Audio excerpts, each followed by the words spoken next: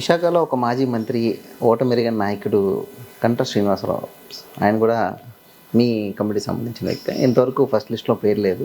అంటే ఏం సార్, అంటే ఇంపార్టెన్స్ తగ్గిపోతుంది అనుకోవచ్చా? ఈ సబ్జెక్ట్లో మీరు ఎత్తుకున్న పేరు చాలా రాంగ్ పేరు. అసలు నిరంతరంగా కాపు జాతిని సర్వనాశనం చేసుకుంటూ వస్తున్న వ్యక్తి పేరే గంటా శ్రీనివాసరావు. ఈరోజు విశాఖపట్నం జిల్లాలో అసలు నెక్స్ట్ జనరేషన్ రాకుండా చేసిందే గంటా శ్రీనివాసరావు. ఒక పెద్ద లాబీ మాస్టర్, ఒక డేంజరస్ పర్సనాలిటీ, నిరంతరం సంపన్నులు, ఈ పెద్ద పెద్ద వ్యాపారస్తులు, ల్యాండ్ మాఫియాలతోటి, బేనామీలతోటి వ్యాపారాలు చేసే వ్యక్తి గంటా శ్రీనివాసరావు. ఇవాళ ఒక జాతి వెనకబడిందన్నా, ఈ ప్రాంతం వెనకబడిందన్నా దానికి కారకుడు గంటా శ్రీనివాసరావే. అధికారులను వాడుకుంటూ అధికారులతోటి రికార్డులు మార్పిస్తూ ఈరోజు సిట్లో కేసులు ఫేస్ చేస్తూ మరి అధికార పార్టీని బయటికి చేయకుండా కూడా ఆపగలిగిన మహనీయుడు గంటా శ్రీనివాసరావు. గెలిపించిన పాపానికి మా పరపతిని పాడి చేసి ఈరోజు ఆ నార్త్ నియోజకవర్గంలో కనిపించకుండా తిరిగిన వ్యక్తి గంటా శ్రీనివాసరావు. ఈరోజు మొత్తం నగరంలో ఆయనకి మంత్రివర్గం ఇస్తే ఆ మంత్రివర్గాన్ని అడ్డపెట్టుకుని ఆయన, వాళ్ళ కుటుంబ సభ్యులు ఈరోజు అవినీతి చేస్తాం ఒక సత్తా ఉన్న వ్యక్తి కుటుంబం గంటా శ్రీనివాసరావు గారిది.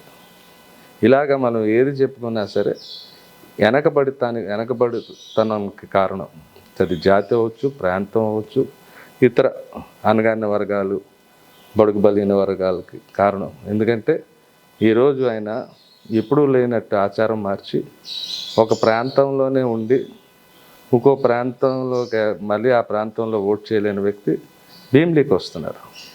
ఎందుకు వస్తున్నారు ఆయన భీమిలీకి? ఎందుకంటే కొంతమంది పెట్టుబడిదారులు దొరికాడు గంట గారిక కొత్త పని చెప్తారు.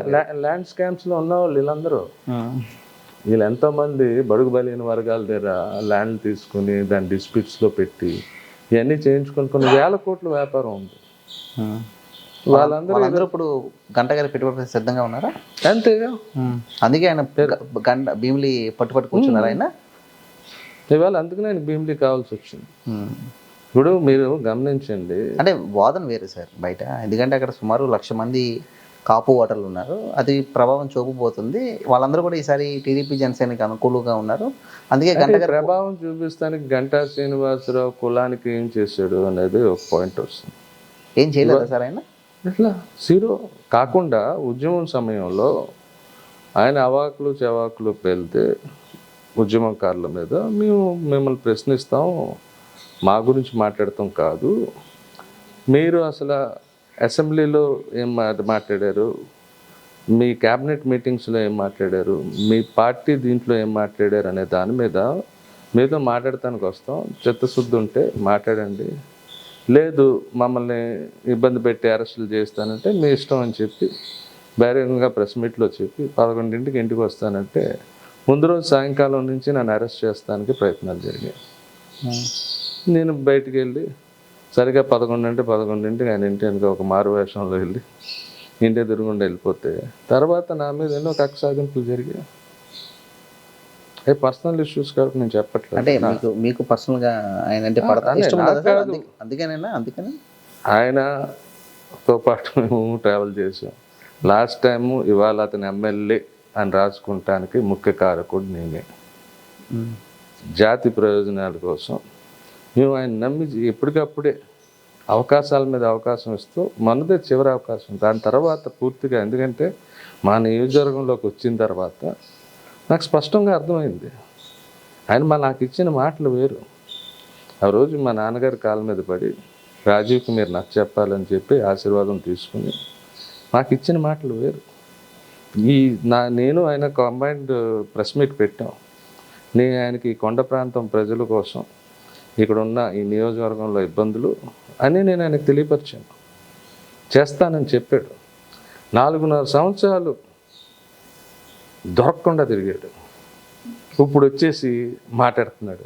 ఒక మాట చెప్తాను, టీడీపీ పార్టీ అంతానికి వెళ్ళిపోయిందని చెప్తానికి ఒక మాట చెప్తాను. ఎప్పుడో జరిగిన ఏది మన గీతం కాలేజ్ ఇది అక్కడ అక్రమం నిర్మాణం ఉంటుందంటే గోడే కొట్టింది. అవును. దాని గురించి అదో పెద్ద యూనివర్సిటీ ఇది అది అని చెప్పి ఇప్పుడు మాట్లాడుతున్నారు. నిజంగా అది తప్పుడు చర్య అవుతే ఆ రోజు ఎందుకు మాట్లాడలేదు? గెలిచిన మరుక్షణం నుంచి నిరంతరంగా ఆయన అధికార పార్టీలో జాయిన్ అవటానికి వేరే ప్రయత్నాలు చేసి జరగలేకపోవటం వల్ల ఈరోజు మళ్ళీ ఈ పార్టీలో యాక్టివ్ అయ్యి టికెట్ కోసం ఇన్ని నాటకాలు. నాకు అది టీడీపీ అధినాయకుడు వస్తే ఎవరు నారా చంద్రబాబు నాయుడు గారు ఈయన కలిసేవాడు కాదు.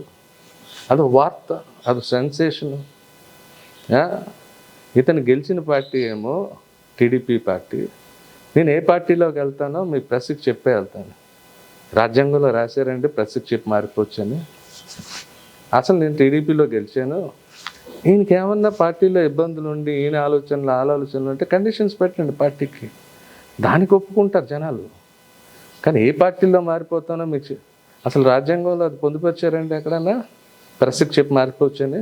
అలాగా మాట్లాడుతూ నిరంతరం అవమానపరుస్తూ లొకేషన్ అయితే పిల్లోడు ఆడుతూ కలుస్తూ వింటాను అన్న వ్యక్తి గంటా శ్రీనివాసరావు. ఎస్, మరి అలాంటి వ్యక్తి వాళ్ళ ఇంటర్వ్యూల కోసం వెయిటింగ్. తప్పు తెలుసుకుంటాం కాదు, కాలం సమాధానం చెప్పుద్ది అంటారు. తప్పు తెలుసుకుంటారు కాదు, అయిపోయినాయి, తప్పులు అయిపోయినాయి. ఇప్పటికీ టీడీపీ పార్టీ ఆయనకి టికెట్ ఇస్తే దాని పరిణామాలు టీడీపీ మీద ఎలాగ ఉంటాయనేది మనం చెప్పక్కర్లేదు. ఇదంతా బహిరంగంగా అందరికీ తెలిసిన మాటలు, రహస్యం ఏం కాదు ఇది. అందరికీ ఇతను వెళ్ళకపోతాం తెలుసుకున్నారు అనుకోవచ్చు కదా సార్. అందుకే టికెట్ ఇవ్వలేదేమో ఇంతవరకు ఫస్ట్ ఫేజ్లో. అదే ఉండదు, అదైతే కరెక్టే. ఎందుకంటే ఆయనకి ఇవ్వలేకపోవడం వల్ల మొత్తం ఈ ప్రాంతం ప్రజలకి టీడీపీ పార్టీ ఉపకారం చేసింది అవుతుంది.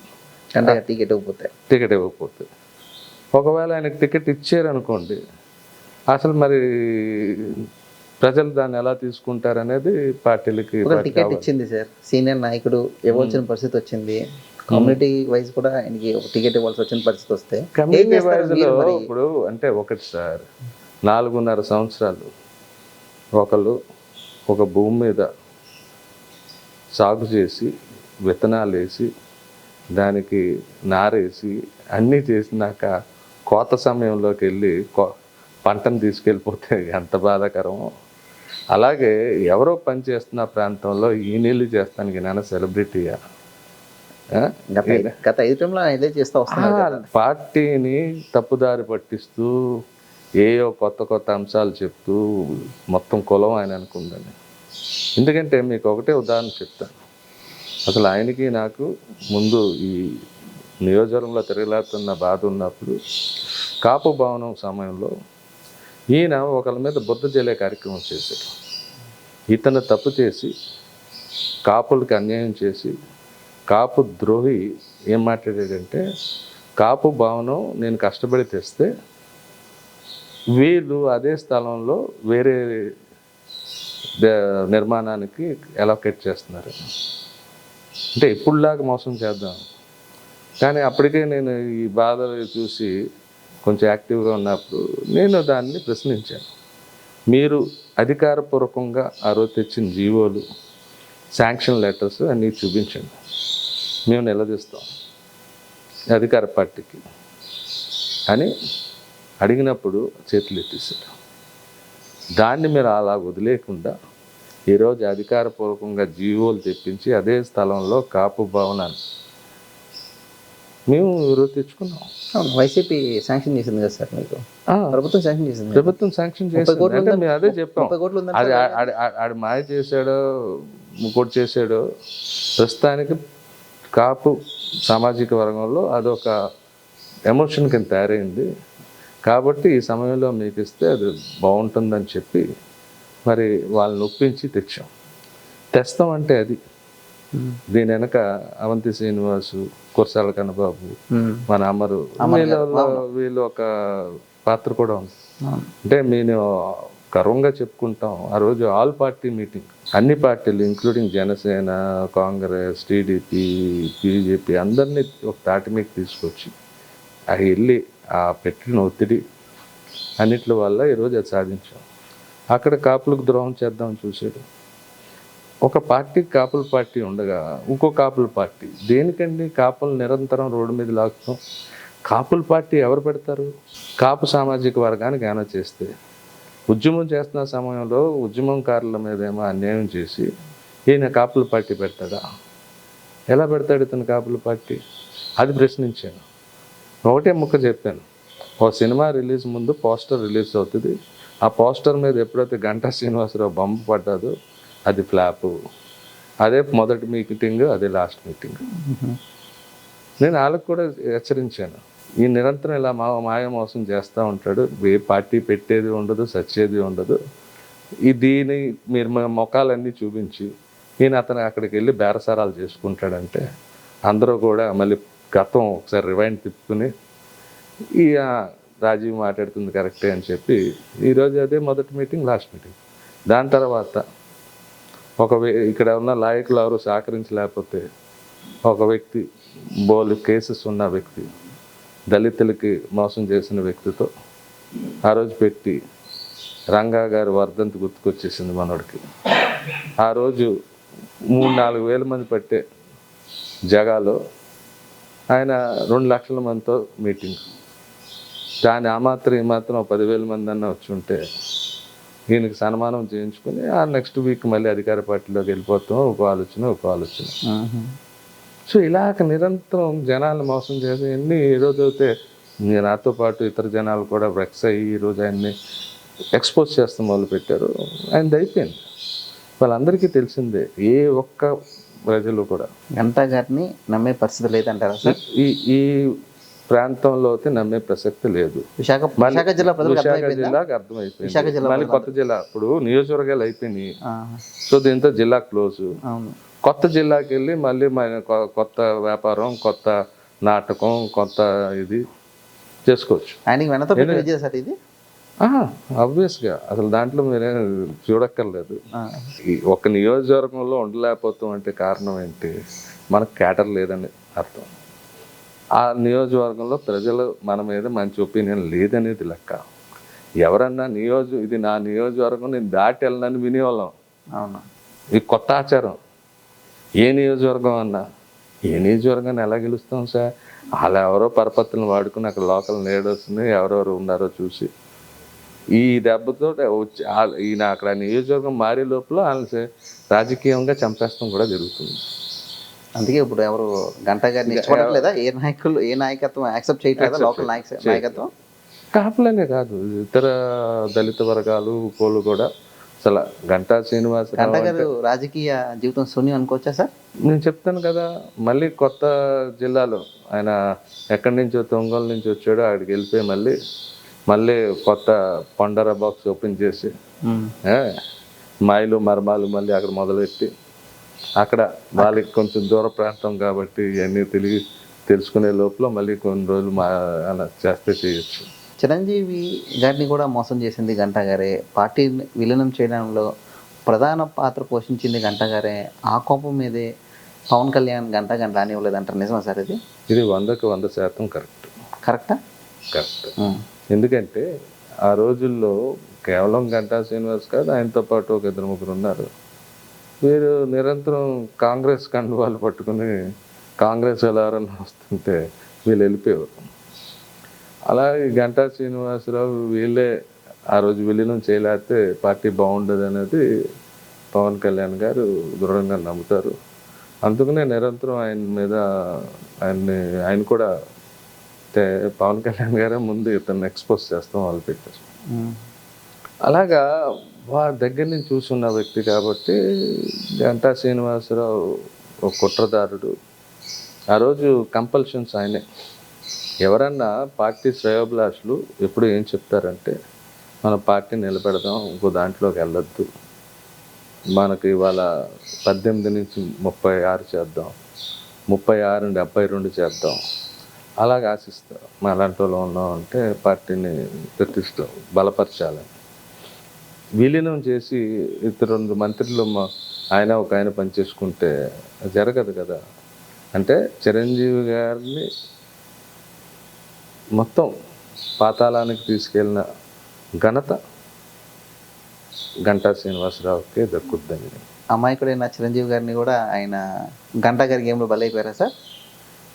అయినా గెలుచుకుంటూ వచ్చాడు కదా సార్, తర్వాత కూడా ఆయన గెలుచుకుంటూ వచ్చారు కదా ఆయన. అంటే గెలుచుకోవటానికి ఒకటేనండి, ఆయన ఎలక్షనీరింగ్ కూడా మీరు చూడండి.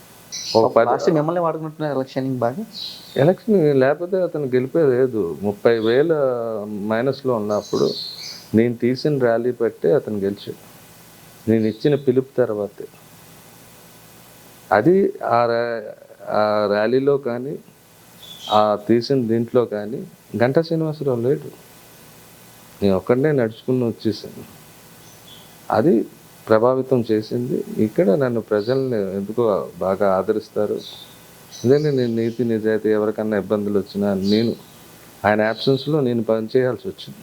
అలాగా నేను ఆ పార్టీకి కూడా వెళ్ళలేదు. ఎందుకంటే ఆ రోజు మేమందరం మౌనంగా ఉండాలని నిర్ణయించాం కాబట్టి.